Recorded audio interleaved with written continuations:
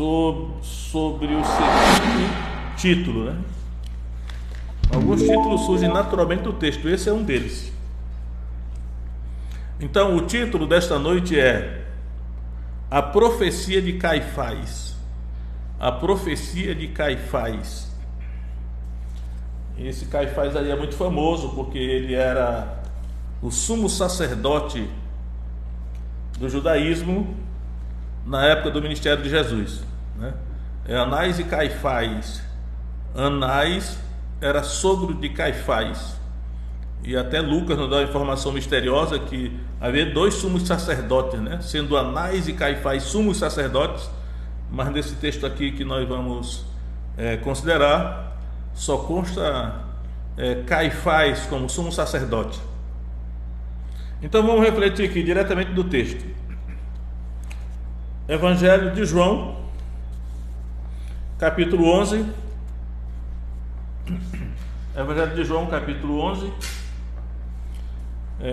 Vamos ler versos 49 aos 52. Então diz o seguinte: E um deles, chamado Caifás, que era sumo sacerdote naquele ano, lhes disse: Vós nada sabeis, nem considerais que nos convém que um homem morra pelo povo, e que não pereça toda a nação. Ora, ele não disse isto de si mesmo, mas sendo sumo sacerdote naquele ano, profetizou que Jesus devia morrer pela nação, e não somente pela nação, mas também para juntar em um corpo os filhos de Deus que andavam dispersos. Então, a profecia de Caifás. Então vamos considerar aí. Caifás profetizou, né? Por mais que o judaísmo estivesse com algum tipo de frieza espiritual, mas a informação que o Espírito Santo dá aqui no texto é que ele profetizou porque ele era o sumo sacerdote, era Deus honrando o ofício do sumo sacerdote, né? Nós dizemos e acreditamos que o título não é importante, mas às vezes o título traz junto uma autoridade e também uma responsabilidade. Então, nesse caso aqui, o texto ele nos diz que o fato dele ter profetizado é porque ele era o sumo sacerdote. E aí ele diz aí na sua profecia que era necessário que um homem morresse pelo povo e que não perecesse a nação toda. Então vamos trabalhar um pouco aí com esse conceito, né? Por que era necessário que um homem morresse pelo povo para que não perecesse a nação toda? A nação naturalmente é a nação de Israel, né? E eu quero mostrar algumas coisas aí, né, não somente aqui nesse texto, mas no contexto da Bíblia toda, que o princípio é o princípio da aliança. Então, por que um homem deveria morrer pela nação? O princípio que está escondido aí é porque havia uma aliança entre Deus e a nação de Israel, né? Eu sempre digo, o Brasil não tem uma aliança com Deus. Quem tem uma aliança com Deus é a nação de Israel. Por isso que Israel é uma nação diferente, né? Israel tem uma aliança com Deus. Só que essa questão de aliança, ela é muito importante porque a quebra da aliança, né? A quebra da aliança, ela traz consequências. E naturalmente Israel quebrou a aliança. E a quebra da aliança, ela tem um preço para ser reparada, né? E aí agora eu quero dar uma olhada lá no segundo livro de Samuel, que é um texto que um dia desse eu já fiz um estudo sobre isso, né? Eu acho que já preguei até mais de uma vez desse texto, mas no segundo livro de Samuel, capítulo 21, nós vamos encontrar Davi como rei, Davi reinando, e houve uma fome de 3 anos em Israel, né? Uma fome de 3 anos em Israel. E aí Davi foi consultar ao Senhor, e Deus lhe disse: é por causa de Saul e da sua casa sanguinária, porque matou os gibeonitas. Então, um versículo chama o outro, né? Um texto chama o outro. Se nós formos para Josué capítulo 9, nós vamos encontrar em Josué capítulo 9 a nação de Israel fazendo uma aliança com os gibeonitas, através de Josué e a liderança de Israel. Embora os gibeonitas tenham usado de engano para levar Israel a fazer uma aliança com eles, não importa, né? Mesmo a pessoa fazendo uma aliança enganado, mas depois que faz os votos da aliança, a pessoa é obrigada a cumprir a aliança. E aí, nesse caso aqui, Saul, que não era um homem de aliança, né, quando ele era o rei de Israel, naturalmente a autoridade do rei representava a nação, ele não se importou com a aliança que havia entre Israel e os gibeonitas, e ele procurou matar os gibeonitas, já que eles não eram judeus.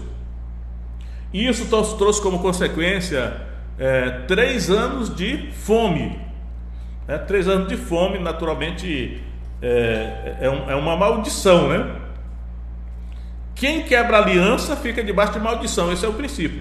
Olha, quem quebra aliança fica debaixo de maldição. Então Israel aqui, na pessoa do seu rei Saul, quebrou aliança com os gibeonitas, que era uma aliança de paz, e aí Israel ficou debaixo de maldição. E a maldição se manifestou desta forma: uma fome de 3 anos, que significa que durante 3 anos não choveu, e por não chover, a terra não deu o seu fruto, né? O povo passaria fome. E aí, quando Davi foi consultar os gibeonitas, e ele disse lá, né? Que quereis, né, para que abençoeis a herança do Senhor? Aí os gibeonitas exigiram 7 homens da família de Saul para serem mortos, para consertar a aliança. Então, eu vou ler aqui um versículo de 2 Samuel 21:6, diz assim: de seus filhos se nos deem 7 homens, para que os enforquemos ao Senhor em Gibeá de Saul, o eleito do Senhor. E disse o rei: eu os darei. E aí, verso 8: mas tomou o rei os 2 filhos de Rispa, filha de Aías, que tinha tido de Saul, a Armone e a Mefibosete, como também os 5 filhos da irmã de Mical, filha de Saul, que tivera de Adriel, filho de Barzilai Meolatita, e os entregou na mão dos gibeonitas, os quais os enforcaram no monte perante o Senhor, e caíram estes 7 juntamente, e foram mortos nos dias da cega, nos dias primeiros, no princípio da cega das cevadas. E esse texto termina no verso 14, parte B, diz assim: depois disto Deus se aplacou com a terra, ou seja, voltou a chover. Então, esse princípio aqui de que, no caso de Saul ter quebrado a aliança com os gibeonitas, trouxe essa consequência,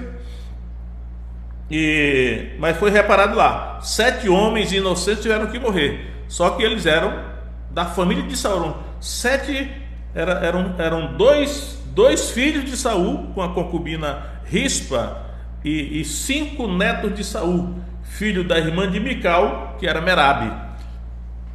E acreditamos que esses homens eram inocentes, mas por serem da família de Saul, eles foram mortos para consertar a aliança. Agora, neste caso aqui, como Israel, né, Israel quebrou a aliança com Deus. Eu quero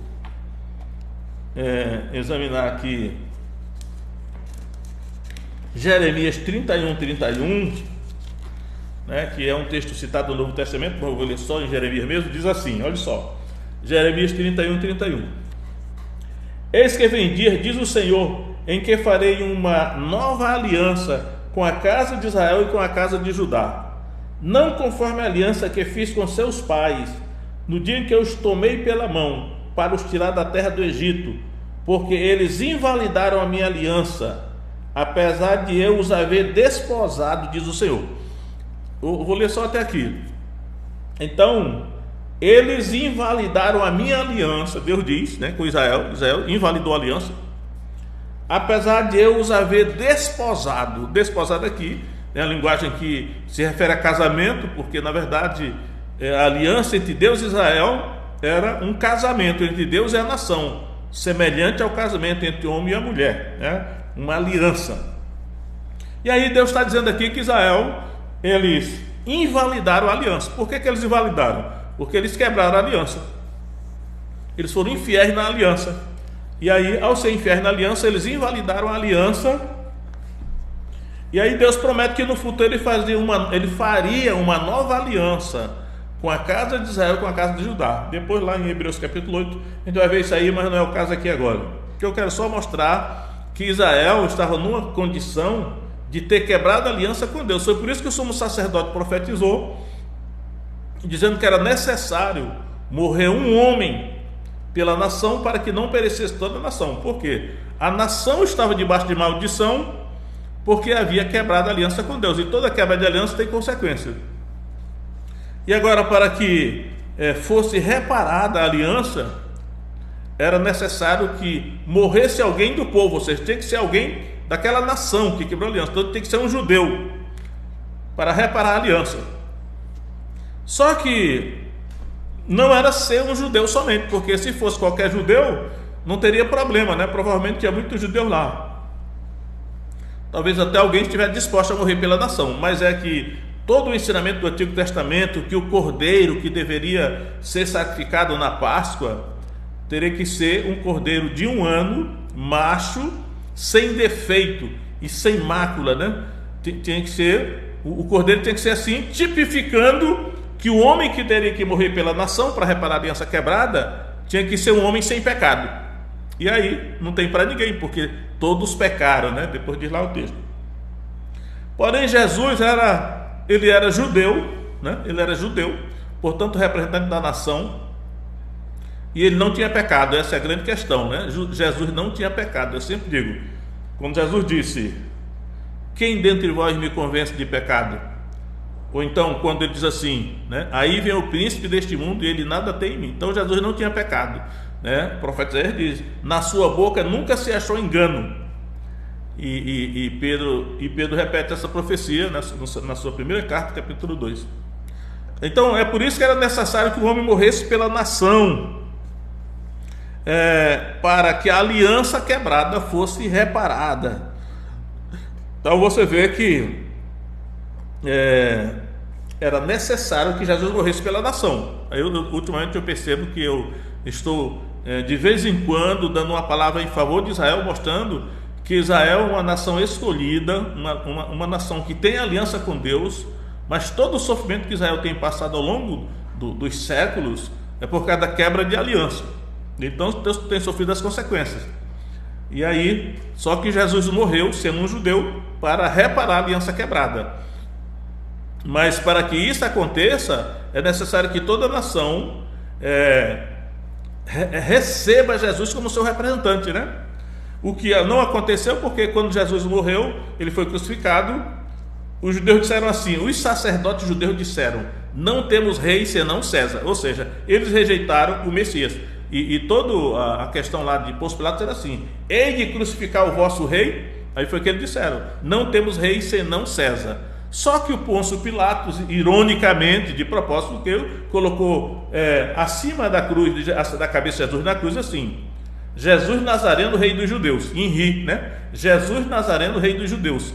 Ou seja, ele morreu como rei dos judeus, assim como Saul era rei de Israel e Davi também era, e Jesus era da linhagem de Davi. Mas os judeus não reconheceram a legitimidade de Jesus como seu representante.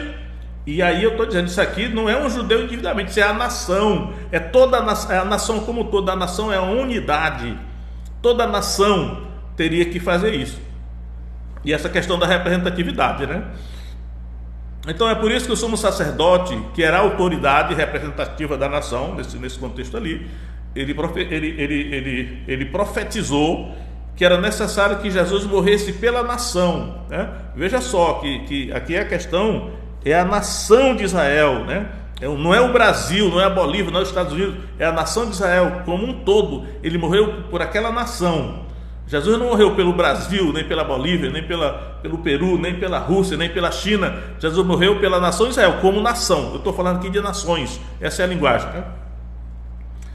Tem um outro texto que eu vou citar aqui, que é Oséias capítulo 6. Eu acho interessante a profecia de Oséias capítulo 6, né? Oséias capítulo 6, verso 6 diz assim: mas eles transgrediram a aliança. Eles quem? Os judeus, a nação, ó. Mas eles transgrediram a aliança, que diz claramente, eles transgrediram a aliança como Adão. Eles se portaram aleivosamente contra mim. E aqui eu creio que é o único lugar da Bíblia que diz que Adão transgrediu a aliança. Havia uma aliança entre Deus e Adão, porque Adão foi criado por Deus, né? Adão era filho de Deus porque ele era objeto de uma criação direta por Deus. Então havia uma aliança, porque Deus era pai de Adão, é o que Lucas diz, né? na genealogia de Lucas, diz que Adão era filho de Deus. Então, mas aqui está dizendo que Israel transgrediram a aliança, e Adão também transgrediu a aliança. Aí qual é a questão? A questão é toda essa, não? Se para reconciliar a nação de Israel com Deus era preciso que um judeu morresse pela nação, e esse judeu foi Jesus, porque ele não tinha pecado, era o cordeiro da Páscoa, toda a humanidade que é descendente de Adão também transgrediu a aliança com Deus. Adão, esse negócio de não adianta ele dizer assim, eu não tenho culpa pelo que Adão fez. Não tem, mas é a lei. Nós somos herdeiros dos nossos progenitores, dos nossos pais e avós, antepassados, né? Nós somos representantes deles, quer queiramos ou não. Então todos nós que descendemos de Adão estamos incluídos na transgressão de Adão, né? Houve uma maldição, digo, quem quebra aliança fica debaixo de maldição. Por isso que quando Deus lá em Gênesis 3 ele foi dar sentença para os protagonistas lá da queda, ele disse para Adão assim: por que fizeste isto, né? E deste ouvido às vozes da tua mulher, e comeste do fruto de que te ordenei, dizendo, não comerás dela?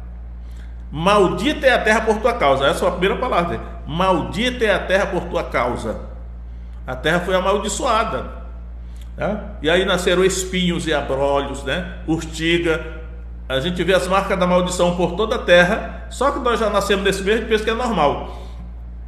Então, da maneira como era necessário que o homem morresse pela nação para reconciliar a nação com Deus, para reparar a aliança quebrada, era necessário também que um homem da humanidade, né, um descendente de Adão, em parte, né, Jesus era descendente de Adão em parte, mas ela é da humanidade. Ele era filho, né, da mulher, né? Ele foi filho biológico da mulher. Mas do homem, Jesus era filho legal de José, né? Mas era filho de Deus. Então, mas Jesus era humano. Por isso que era necessário que o homem, por isso que Jesus é chamado filho do homem, né? Filho do homem, é chamado de filho de Deus, sim, mas também de filho do homem. Por que é filho do homem? Porque Jesus era da raça humana, quer dizer, ele é um dos nossos, é da nossa família, ele era humano, nasceu de mulher, para poder ser representante da raça humana. E como a raça humana quebrou a aliança através de Adão, era necessário que um filho de Adão, aliás a expressão filho do homem é exatamente filho do Adão, ele morresse para reparar a aliança quebrada por Adão.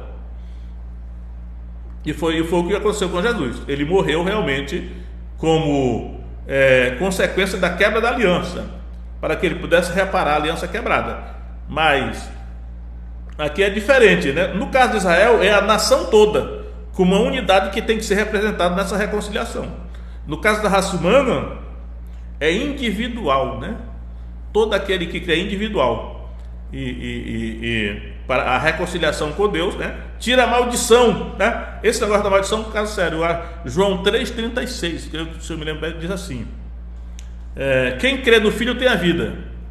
Aquele, porém, que se mantém rebelde contra o Filho não verá a vida, mas sobre ele permanece a ira de Deus. O que é a ira de Deus? A maldição. E Deus manda os demônios de Satanás e fazer todo o mal na vida daquela pessoa. Maldição. Quem quebra a aliança está debaixo de maldição. Mas aí, quando a pessoa ela recebe na vida dela, né, o sacrifício que Jesus morreu no lugar dela para quebrar a maldição é tirada de sobre ela, a ira de Deus sai de sobre ela. Por isso que Paulo diz, né, justificados pois pela fé temos paz com Deus por meio de nosso Senhor Jesus Cristo. Então é por isso que o sumo sacerdote Caifás profetizou, né, com essas dizendo assim, né, que era necessário que o homem morresse, né, lá. E um deles, chamado Caifás, que era o sumo sacerdote naquele ano, lhes disse: vós nada sabeis, nem considerais que nos convém que um homem morra pelo povo e que não pereça toda a nação. Olha só, não pereça toda a nação. Então, se um homem não morresse pelo povo, toda a nação pereceria por causa da quebra da aliança. Por isso que João 3,16 lá: porque Deus amou o mundo de tal maneira que deu seu Filho unigênito para que todo aquele que nele crê não pereça. Agora aqui não é a nação que está em consideração, mas cada ser humano, todo aquele que nele crê não pereça, mas tenha a vida eterna. E no caso aqui a palavra perecer aparece em referência à nação. Não pereça toda a nação, morrerá um homem só pela nação. É o representante, é o cabeça de raça, né? O representante legal.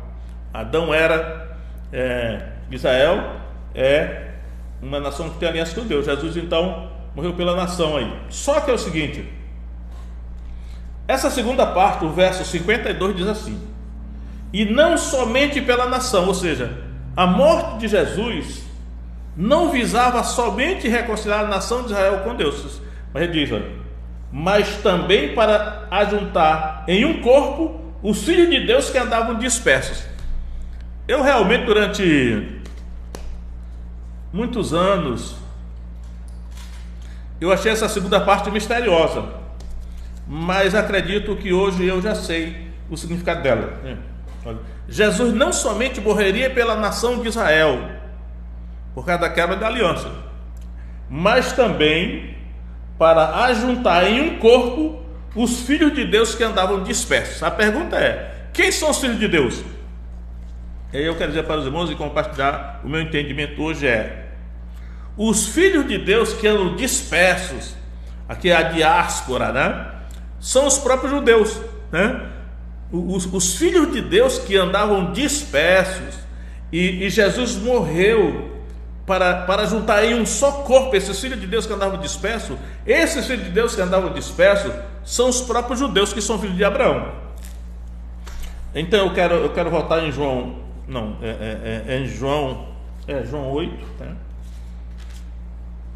Olha só, em João capítulo 8, verso 39, diz assim: responderam e disseram-lhe os judeus com Jesus: nosso pai é Abraão. Olha o judeu dizendo: nosso pai é Abraão. Então eles sabiam que eles eram filhos de Abraão. E no verso 41 termina dizendo assim: temos um pai que é Deus. Porque Jesus disse assim: se sois filhos de Abraão, então fazei as obras de Abraão. E aqui os judeus disseram: nós não somos nascidos de prostituição, temos um pai que é Deus. Então eles sabiam que eles eram filhos de Abraão e que também eram filhos de Deus. Por quê? Porque havia uma aliança entre Deus e Abraão, e na aliança tudo se torna comum. Quem era filho de Abraão era filho de Deus, e quem era filho de Deus era filho de Abraão, por causa da aliança. Na aliança tudo se torna comum, né? E Abraão tinha uma aliança com Deus. Em Gênesis 17 Deus diz: quanto a mim, a minha aliança é contigo. Deus faz uma aliança com Abraão. Então esses filhos de Deus que andavam dispersos eram os filhos de Abraão, porque a questão da nação de Israel é assim: a questão da nação está ligada com a terra, né? A terra de Canaã, a terra da promessa, a terra prometida, a terra santa, que é chamada no Novo Testamento a terra de Israel.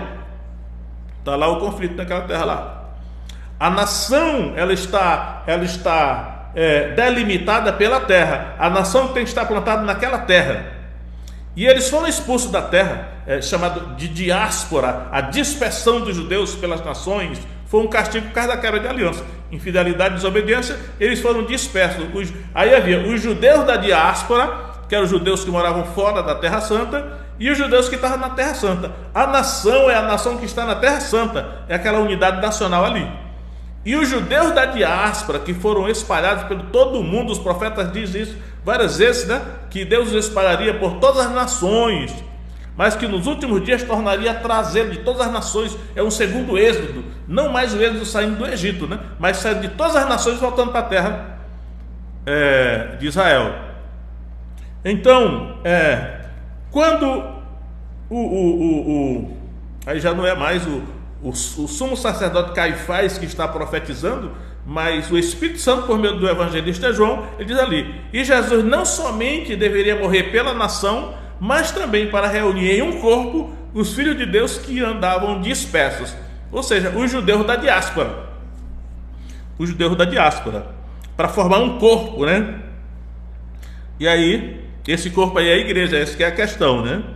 Vamos lá, eu vou, Ezequiel 22:15, Deus promete espalhá-los, né? Em Jeremias 16:16, ele diz que mandaria caçadores que os caçariam, pescadores, primeiro são pescadores que os pescariam, né? E caçadores que os caçariam em todos os montes.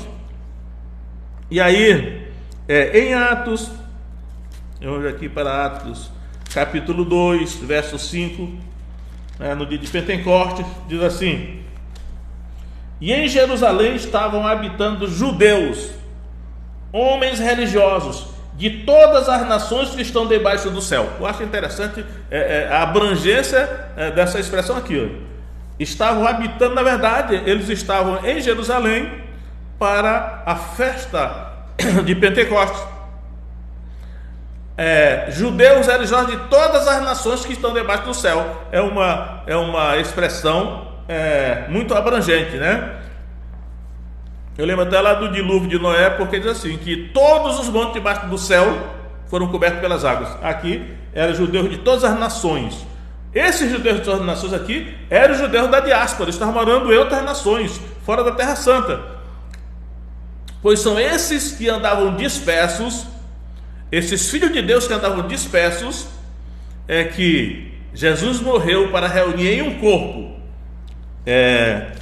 Esses filhos de Deus, né, no caso aqui são filhos de Abraão, e estão sendo chamados de filhos de Deus, que andavam dispersos, né? E quando, depois do discurso de Pedro do dia de Pentecostes, veja só como é que ele está reunindo em um corpo, é assim. Atos capítulo 2, verso 41. De sorte que foram batizados que de bom grado receberam a sua palavra, e naquele dia agregaram-se quase 3.000 almas. Ou seja, os filhos de Deus que andavam dispersos, ou seja, na diáspora, eles começaram a ser reunidos em um corpo. No dia de Pentecostes se agregaram quase 3.000 almas, além dos 120 que já estavam lá no cenáculo. Está formando o corpo, para isso que Jesus morreu, né? Isso aqui é o evangelho, é a igreja.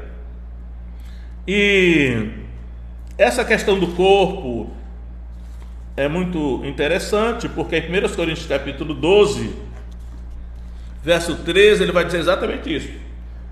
1 Coríntios 12, 13. Pois todos nós fomos batizados em um Espírito, formando um corpo. Aqui está o corpo, né? Reunindo um só corpo, os filhos de Deus que andavam dispersos, formando um corpo, quer judeus, quer gregos, quer escravos, quer livres, e todos temos bebido de um Espírito. Então, aqui ele já está dando a explicação de que esses filhos de Deus que andavam dispersos não eram só judeus, eram também gentios, contanto que eles fossem batizados. E aqui o Espírito Santo entra aqui, porque um corpo tem que ser espírito, né? Se o corpo não tem espírito, está morto. E no caso aqui é o Espírito Santo. Esse corpo que Jesus morreu para reunir os filhos de Deus em um corpo, é esse corpo aqui, que é por meio do batismo e através do batismo no Espírito Santo, o corpo adquire vida da presença do Espírito Santo dele. Essa questão aqui, embora nós saibamos que a base da igreja inicialmente é judaica, mas os gentios foram sendo incorporados na medida que foram crendo e foram sendo batizados, né? Então eu quero terminar só mostrando aqui o seguinte, ó. Tem outras coisas aqui, mas não vai dar tempo, porque também não vou me alongar demais. Mas eu quero mostrar como é que Tiago começa. Eu digo que Tiago é um dos livros da igreja judaica. E Tiago, a epístola de Tiago começa assim: Tiago, servo de Deus e do Senhor Jesus Cristo, olha, as 12 tribos que andam dispersas, saúde. Ou seja, ele está escrevendo para judeus. As 12 tribos é a nação de Israel. Está aqui as 12 tribos mencionadas, sim. Mas que andam dispersos, ou seja, na diáspora, espalhado entre as nações. Saúde, porque o corpo já estava sendo formado. Não é nação lá na Terra Santa, mas os filhos de Deus que andavam dispersos estavam sendo formados em corpos, que no caso eles chamam até de sinagoga, porque para mim a carta de Tiago ela é muito judaica, semelhante a de Hebreus, que também é muito judaica, né? Então esse corpo, Jesus morreu para formar esse corpo chamado igreja, que está sendo formado, reunindo num só corpo os filhos de Deus que andam dispersos. Foi para isso que Jesus morreu também. E Pedro começa a sua epístola dizendo o seguinte: Pedro, apóstolo de Jesus Cristo, aos estrangeiros dispersos. É diáspora a palavra que é, né? Aos estrangeiros dispersos. Estrangeiro o quê? Os judeus que não habitavam na Terra Santa, né? Estrangeiro porque eles não habitavam na Terra Santa, mas eles eram judeus. Claro que tinha gentios também, né? Aí daqui, dispersos no ponto Galácia, Capadócia, Ásia e Bitínia. Então, esses filhos de Deus que andavam dispersos em várias nações, que agora, para reunir num só corpo, que é a igreja, ele já estava formado aqui, e Pedro escreveu para esses, né? Naturalmente, era uma igreja judaica, porque Pedro era líder da igreja judaica, mas naturalmente tinha gentios também. Então, essa é a profecia de Caifás, né? Que Deus naturalmente falou pela boca de Caifás, como sumo sacerdote, para dar. Jesus morreu com 2 motivos: morreu pela nação de Israel, pela quebra de aliança, né? Para reparar a aliança quebrada de Israel, e só vai se consumar na vinda de Jesus, quando toda a nação se converterá num só dia, porque toda a nação olharão para aquele a quem traspassaram, né? E chorarão por ele como é quem chora por um primogênito, né? Então toda a nação vai ver Jesus vindo no céu e vai se converter. Ele será recebido pela nação oficialmente. A maldição vai ser tirada ali. E o Adão também quebrou a aliança, que Jesus também era filho do homem, filho de Adão, e no caso do Adão, cada filho de Adão individualmente está incluído nessa questão aí, para reunir num só corpo os filhos de Deus que andam dispersos, porque os filhos de Deus que andam dispersos, apesar de ser primeiro judeu, mas qualquer gentio, né, que crê que Jesus é o Messias, aí vai, batiza, entra no corpo, aí o Espírito Santo confirma, o corpo tem que ter Espírito, que é o Espírito Santo no caso aqui, então ele se torna filho de Deus ao ser incorporado nesse corpo chamado igreja, né? As igrejas são então corpos que vão sendo formados aí. Isso é a pregação do Evangelho. Então essa é a profecia de Caifás, dá os 2 motivos pelos quais Jesus morreu, que é pela nação de Israel e para reunir em um só corpo os filhos de Deus que andavam dispersos. Ainda tem muitos filhos de Deus dispersos por aí, né? Que precisam ser alcançados para serem incorporados nesse corpo, né? Incorporado nesse corpo é até uma redundância, né? Então é isso aí, né? Você faz parte disso, seja como objeto dessa incorporação do corpo, ou seja, como um agente para reunir esses filhos de Deus que andam dispersos por aí, tanto longe quanto perto. Então que Deus abençoe cada um de vocês, em nome de Jesus, que a graça do Senhor esteja cada um de vocês, e até a próxima, se Deus quiser.